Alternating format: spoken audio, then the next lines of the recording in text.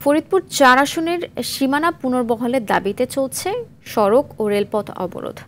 ভোর ৬টা থেকে জেলার ভাঙ্গায় তৃতীয় দফায় এই আন্দোলন করছেন স্থানীয়রা। এতে পুকুরিয়া, সোয়াদি ও মনসুরাবাদে মহাসড়কের উপর গাছ ফেলে ও টায়ার জ্বালিয়ে বিক্ষোভ করছে শত শত মানুষ। পদ্মা সেতু হয়ে দক্ষিণ পশ্চিমাঞ্চলের যানবাহন চলাচল বন্ধ আছে। রাস্তার দুই পাশে যানবাহন আটকা পড়েছে।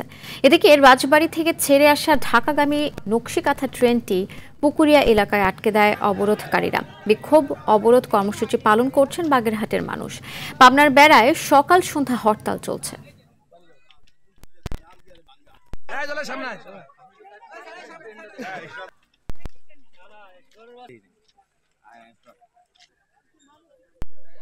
যতক্ষণ পর্যন্ত আমাদেরকে অন্তর্ভুক্ত না করা হবে আমরা এই রেলপথ ছাড়বো না। এইখান থেকে শালতা যাইতে একটা লোক আপ ডাউন করতে সারাদিনের সময় লাগবে এবং অনেক টাকা পয়সার ব্যাপার আছে। আমরা অনেক গরিব মানুষ, বিপদের মুখে পড়ে গেছি। আমরা বাংলাদেশ সরকারের কাছে এই দাবি, আমাদের কেন ভোগান্তি, আমরা টিকিট করছি যেতে পারিনি, আমরা বহুত দূরের লোক। অবরোধের বিষয়ে আরও জানাতে ফরিদপুর থেকে সরাসরি যোগ দিচ্ছেন সহকর্মী জাকির হোসেন।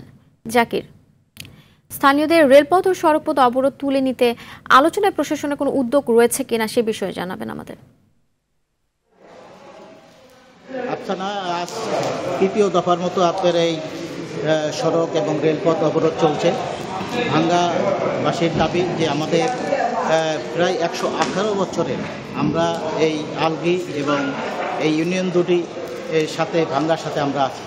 আমাদের সিইসি এই ইউনিয়ন দুটি নগরকান্দার সাথে সংযুক্ত করায় তারা একদম বিক্ষোভে ফেটে পড়েছে।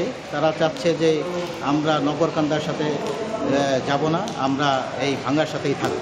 কারণ এখান থেকে আমাদের ভাঙ্গা নগরকান্দা যেতে অনেক সময় লাগে।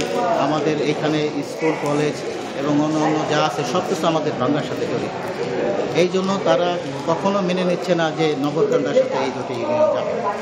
এবং এখানে আমরা আলাপ করেছি, প্রশাসন এই পর্যন্ত বলেছে, জেলা প্রশাসক, যে আমরা যোগাযোগ করছি। আমরা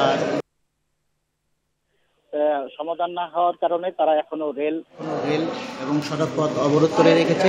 তারা এই দাবি না মানা পর্যন্ত তারা আন্দোলন চালিয়ে যাবে এবং তারা বলছে যে এইটা দাবি না পর্যন্ত আমরা এই অবরোধ রেলপথ এবং সড়কপথ ঢাকা খুলনা, ঢাকা বরিশাল মহাসড়ক এবং এবং অবরোধ করে রাখা হবে।